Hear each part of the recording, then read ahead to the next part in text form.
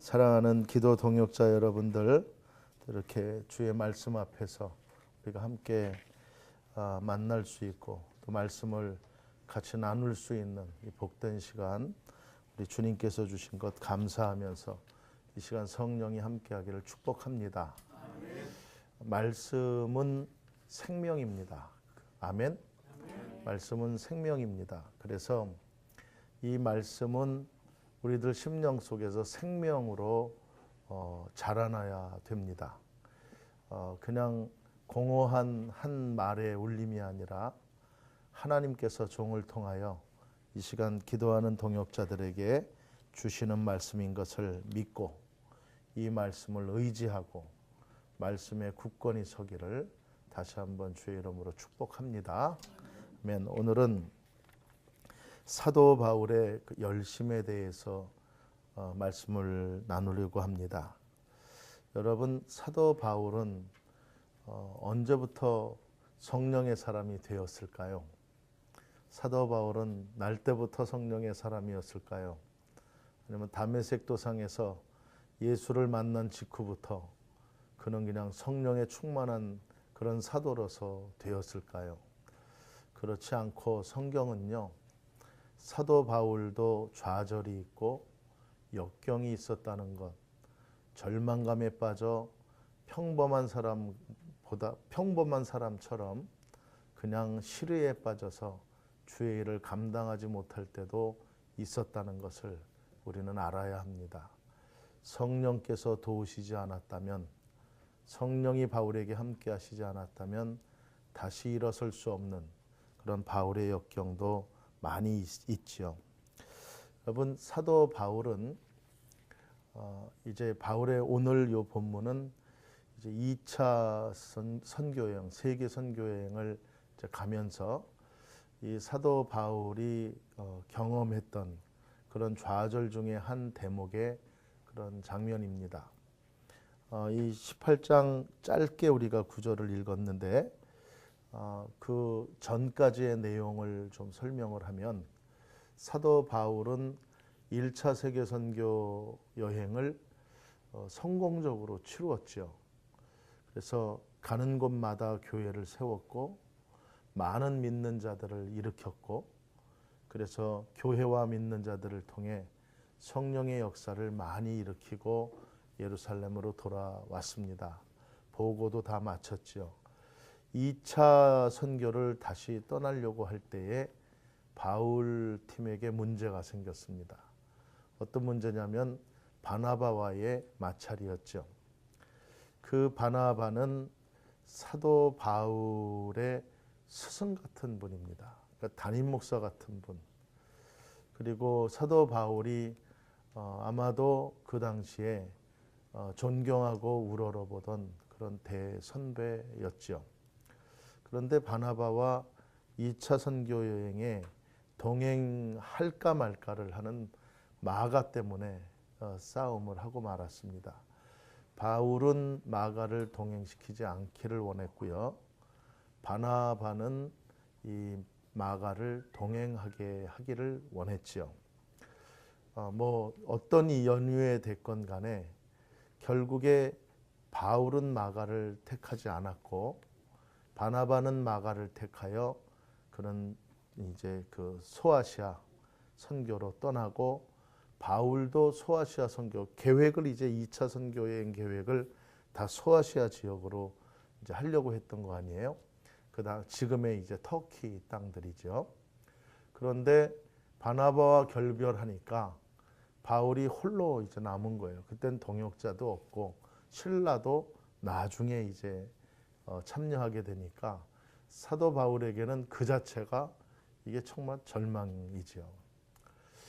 그런데 주님께서 환상을 주신 거예요. 환상에 마게도냐인 사람이 나와서 와서 우리를 도우라, 마게도냐로 와라 하는 유럽으로 오라는 환상을 바울이 그때 받게 되죠.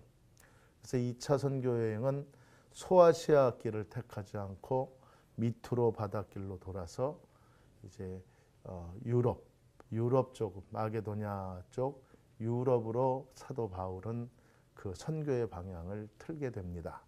그때 바울의 심정은 그랬을 거예요. 바나바와 동행하지 못하고 야 이거 어떡하나. 그 선교 파트너들도 거의 다 바나바 쪽으로 가고 내가 이걸 바나바 없이 또 여지껏 1차 선교여행을 같이 경험했던 내 동역자들 없이 이걸 내가 어떻게 할 수 있을까 하는 그 상황에 주님이 환상을 주셨으니까 아 주님이 나의 선교 쪽에 가라 하는 쪽으로 가면 주님께서 나를 이끌어 주시고 좋은 길로 이끌어 주시겠구나 하는 그런 믿음의 마음이 생겼어요. 그래서 이제 2차 선교여행을 유럽으로 갔죠. 첫 번째 기착지가 빌립보. 이 빌립보에 가서 자주장사 루디아를 만나는 처음 소득이 참 좋았어요. 그러니까 역시 주님은 환상 중에 이렇게 오셔서 루디아를 예비하게 해주시고 그를 통하여 이제 이 유럽의 최초의 교회인 빌립보 교회가 그녀의 지배에서 탄생되게 되고 그 좋잖아요. 너무 좋았는데 거기까지였어요. 그 다음에 빌립보에서 전도를 나가는 족적 얼마나 많은 방해와 핍박 유대인들이 몰려와서 사도 바울의 그 선교를 핍박하는지 몰라요. 어느 성에 가서는 죽도록 맞아요. 죽도록 맞아서 온 몸이 그냥 만신창이가 되죠. 야, 내가 주님의 복음을 전하다가 이렇게 죽을 수도 있구나 하는 생각도 바울은 가졌을 거예요. 그때 바울이 나중에 그것을 회고하면서 내가 사나 죽으나 나는 다 주의 것이로다. 살든지 죽든지 나는 주를 위하여 살겠다 하는 그 위대한 고백도 사실은 후에 그를 통해서 쓰게 된 것이죠. 그때는 그렇게 매맞았죠. 몸도 이제 가눌 길 없어서 간신히 그곳에서 빠져나와 다음번으로 간 유럽의 도시가 아덴이었어요.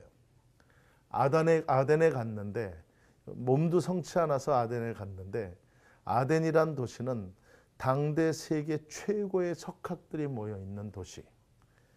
모든 인류급의 철학자들, 모든 지식이 최고의 학문을 가진 사람들 앞에 예수님의 십자가의 복음을 증거해야 되는데 바울이 십자가의 복음을 증거하지 않았어요. 그들과 변론했다 그랬어요. 그들의 지식이 나도 그들만한 헬라의 지식도 있고 나도 가말리아의 문화생으로 또 너희처럼 헬라어도 나도 유창하다 하는 그것을 보여주며 그 철학자들과 변증하고 마찰을 일으켰어요. 결국에 아덴에서 그는 전도의 열매를 많이 얻지 못해요. 낙담이 됐죠. 절망이 있죠. 매는 맞아서 몸은 죽죠. 막 죽어라 아프지요. 또 아덴에 가서 완전 참패당했지요. 자기의 동역자였던 바나바도 없지요. 바울이 어떻게 해야 될지 모르는 상황에서 터덕터덕 걸어가는 그 방향, 그 다음 기착지가 고린도예요. 고린도에 들어가기 전에 그 바울의 마음 상태는 정말 절망의 마음. 어떤 마음과 비교될 수 있을까? 성경의 그 구약 성경을 묵상하다가 옛날 엘리야 선지자를 생각해 봤어요. 이 엘리야 선지자가 얼마나 큰 선지자였습니까? 이 아합이 결혼 잘못해서 왕비 이세벨을 통하여 그 나라에 이스라엘 나라에 850명의 우상 바알과 아세라 신상을 섬기는 850인의 선지자들과 이 엘리야는 1대 850의 갈멜산상에서의 영적 대결을 펼치지요. 그 내용을 우리는 잘 압니다.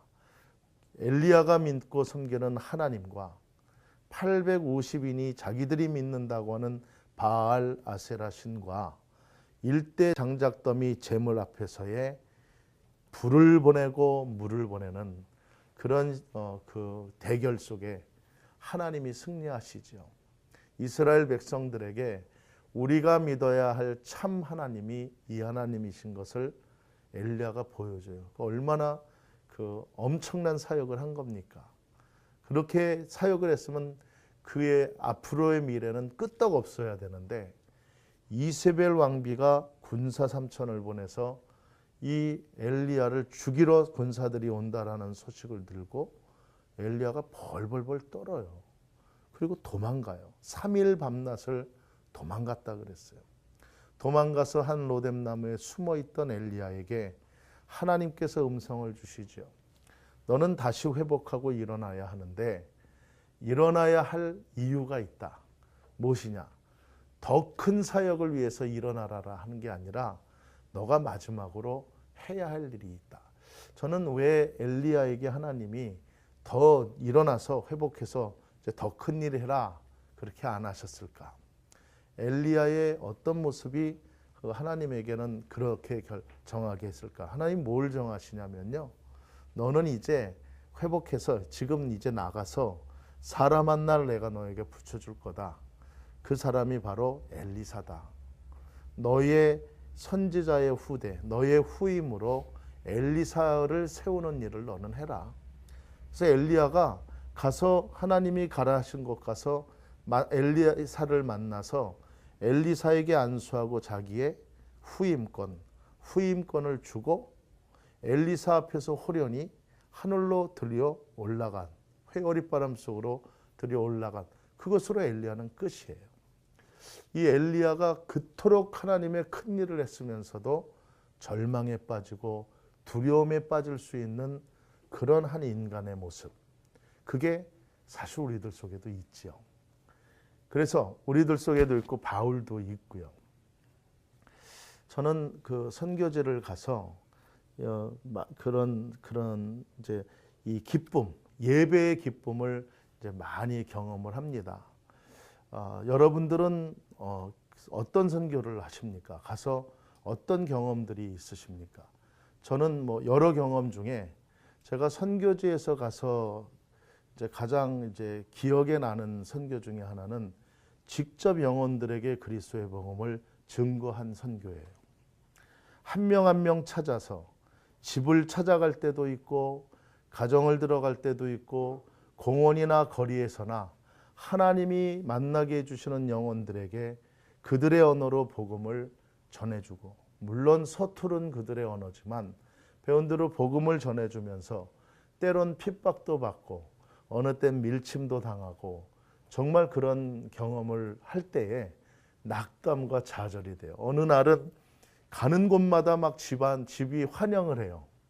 막 들어오라고 그러고 잔치상을 뺏으라고, 우리가 전하는 복음도 막 다 듣고 예수 영접하는 사람도 막 생기고, 가는 곳마다 그러는 줄 알았는데 또 어떤 곳에 가면 핍박이 있고 욕지거리를 하고 Go to hell 이 소리를 여러분, 그 악을 쓰는 저 면전에서 그 악을 쓰는 아우성으로 막 하는 것을 한번 들어보시면요, 오금이 저려요. 오금이 정말 두렵더라고요. 그런 두려움 앞에서 그것을 극복하고 절망감을 극복하는 저희 선교의 가장 큰 극복하는 힘은 예배였습니다. 예배. 어떻게 하냐면 우리가 드리는 뭐 거창한 그런 예배가 아닙니다. 그냥 그 현장에서 그 즉시 하나님께 찬송을 드립니다. 그냥 어느 공원가이고 길가에 그냥 앉아서 주님께 찬양드려요. 예배가 없는 곳에 예배를, 주님 정말 찬양이 없는 곳에 찬양을 세워주십시오. 아버지 하나님의 마음을 노래하고 주님 잃어버린 영혼들을 정말 저희가 축복하러 왔습니다 하며 찬양을, 예수는 우리의 주. 그러면 막 힘이 생겨요. 그 막 그냥 뙤약볕에서 그늘이 있나요? 막 그냥 찬양하는 겁니다. 저 홀로 찬송을 부를 때도 있어요. 그러면 힘이 생겨요. 그러면 주님께서 그 힘 생긴 것에 더하여 기도하게 해요. 주여, 이 영혼들을 불쌍히 여겨주시고 오늘 주님 정말 한 영혼을 만나게 해주십시오. 정말 눈물로 기도하고 하나님의 말씀 한 구절, 이 지금 오늘 읽은 이 본문 말씀도 제가 선교지에서 많이 읽었던 말씀 중에 한 구절이에요. 너는 두려워하지 말며 침묵하지 말고 전하라. 두려워하지 말고 침묵하지 말고 전하라. 내가 너와 함께 있으며 어떤 사람도 너를 대적하여 해롭게 할 자가 없을 것이니 이는 이 성중에 내 백성이 많음이라. 이 말씀을 딱 선포하고요, 기도하고 주여 나갑니다 하고 나가면 또 힘이 생기는 거예요. 엘리야도요, 힘을 잃었을 때 찬양하고 말씀 받고 기도하고 다시 회복됐죠. 사도 바울이 이 환상을 오늘 본문에 받을 때에 사도 바울이 정말 그냥 잠에 빠져가지고 쿨쿨 자다 환상을 받은 것 같이 생각되십니까? 아니에요. 예배 중에 받아요. 주님이 주시는 환상은 우리가 그냥 잘 때 주시는 게 아니에요. 잘 때 꾸는 개꿈 같은 환상이 아니라 하나님께 내 비전을 다 강하게 갖고 주님께 내 마음을 다 모아 주님께 예배드리고 기도할 때 주시는 게 환상이에요. 그냥 영혼 자고 그럴 때 그냥 개꿈처럼 보여주시는 게 아니에요. 분명한 소명과 믿음의 확신이 있는 영혼들에게 주님이 실제적으로 보여주는. 사도 바울은 이 절망 중에 낙담됐죠. 도시에 가서 할 것도 없죠. 이제 고린도 가봤자 거긴 더 큰 도시인데 이걸 내가 어떻게 하나. 그렇게 하여 고린도에 들어가기 직전에 이 환상을 받은 거예요. 두려워하지 말고 네가 침묵하지 말고 할 말을 전해라.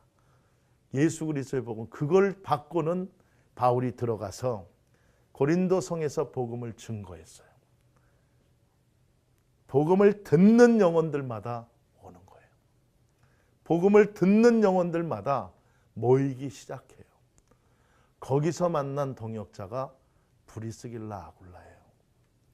이 브리스길라 아굴라는요, 바울이 그 당시까지의 최대의 인생 절망 속에서 만난 동역자. 우리도요, 정말 우리들의 믿음의 동역자는 어렵고 힘들 때 주님께 기도하고 주님께 매달릴 때 만나게 되는 줄 믿으시기 바랍니다. 하나님은 절대로 내가 절망 낙담 있을 때 그대로 계신 분이 아니라 그때 주님을 더 의지하면 큰 것으로 우리를 일으켜 주시는 하나님. 동역자도 주시고 회복도 주셔요. 그리고 사도 바울은 그 고린도에서 브리스길라 아글라를 만나 18개월 동안 거기서 교회를 개척하는데 당대 아시아의 유럽의 제일 큰 교회가 고린도 교회가 되어지잖아요. 거기에서 오늘 안 읽었지만 이 사도 바울은 거기서 머리를 깎고요. 하나님께 소원한 것이 있어서 머리를 깎는데 그냥 머리를 깎았다라 하니까 이게 그냥 내 정신 차리자 하고 삭발하고 그런 것이 아니라 예식이에요. 예식. 나실인의 예식을 한 거예요. 물론 예전의 구약의 나실인은 머리를 기른 나실인이에요. 그런데 사도 바울은 그 나실인의 옛 구약의 그 율례가 아니라 영적인 나실인, 내가 머리를 깎음으로 하나님께 나를 온전히 드리겠습니다 하는 재헌신의 서약을 한 거예요. 재헌신의 서약. 환상을 보고 그 꿈을 이루기 위해 재헌신의 서약을 하고 다시 자기의 2차 선교여행에 그 일을 박차를 가하고 나가게 된 거예요. 그랬더니 그 교회, 그 고린도에서 교회를 세우고 동역자들을 만나고 또 하나 놀라운 한 사람을 발굴하여 그 사람을 만나게 되죠. 아볼로예요. 아볼로는 예수에 대해서 많이 당시에 지식을 갖고 사람들을 그리스도에게로 인도하고 가르쳤다 그랬어요. 그런데 아볼로에게 없는 게 있는 거예요. 뭐냐면 성령의 세례, 성령의 역사를 모르는 거예요. 여러분, 우리가 그리스도인이면서 선교하는 사람들이 성령의 역사를 모르면 선교를 못하는 거죠. 안 되는 거예요. 이 성령의 역사를 왜? 성령이 동행하지 않으면 선교는 이루어질 수가 없어요. 사도행전은 성령행전이라고 그러죠. 사도행전은 선교의 기록이에요. 사실은 모든 신약 성경은 다 선교사의 글이에요. 선교사들의 글, 선교적 관점으로 해석하지 않으면 도저히 해석되지 않는 것들이 얼마나 많은지 몰라요. 그래서 이 사도행전도 선교사의 글들이에요. 선교사. 그런데 그 선교사의 글에 성령 충만이 없으면 안 되는 거예요. 성령의 역사가 바로 사도 바울은 다메섹에서 예수님 영접할 때부터 그냥 성령 충만이 된 게 아니라 이런 역경과 좌절을 극복하면서 주님이 그때마다 힘을 주시며 예배하고 찬양하고 기도할 때마다 성령이 역사해 주시니까 나의 좌절 절망 속에 성령이 역사하니까 다시 힘을 얻고 다시 내가 일어설 수 있구나 하는 것을 깨닫고 성령 충만을 자기가 깨달은 거예요. 그 자기의 경험을 아볼로에게 전해준 거라고요. 그러니까 아볼로가 사도 바울의 그런 사역들, 그런 절망 속에서 이러던 그런 것들을 배우면서 저 바울에게 역사하시는 저 성령을 내가 경험해야겠구나. 바울에게서 성령의 충만, 성령 역사를 아볼로가 깨우치게 돼요. 그래서 앞으로 어떤 절망 속에서고 내가 힘들고 어려울 때마다 성령을 의지하여 다시 일으키면 다시 회복될 수 있다라는 믿음을 갖고 아볼로가 그 성령 충만의 믿음으로 고린도 교회를 사역했더니 고린도 교회가 일어선 거예요. 그 역사의 그 이제 배경이 이 사도 바울의 역경 속에서의 환상이 있습니다. 사랑하는 동역자 여러분, 오늘 본문에 두려워하지 말고 침묵하지 말아라. 내가 너와 함께 있음에 어떤 사람도 너를 대적하여 해롭게 할 자가 없고 이 성 중에 반드시 내가 내 백성이 많으니까 이 성 중에서 너는 복음을 전하라. 우리에게 주시는 말씀입니다. 우리도 기도하고 우리 하나님 앞에 나오지만 우리의 입을 열어 정말 성령 충만함으로 나날이 내가 복음을 증거할 대상을 찾으셔야 합니다. 찾으셔야 돼요. 내 생활 중에서 내가 복음을 증거할 대상을 찾고 날마다 우리의 이 기도 모임도 우리가 부흥시켜야 돼요.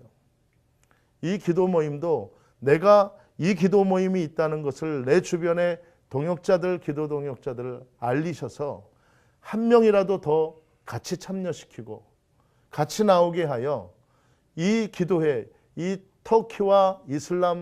터키의 이슬람권을 향한 이 기도회가 있다는 것을 알려서 우리와 같이 기도하고 선교를 나갈 수 있는 그런 동역자들을 우리가 늘 세워서 같이 나오셔야 돼요.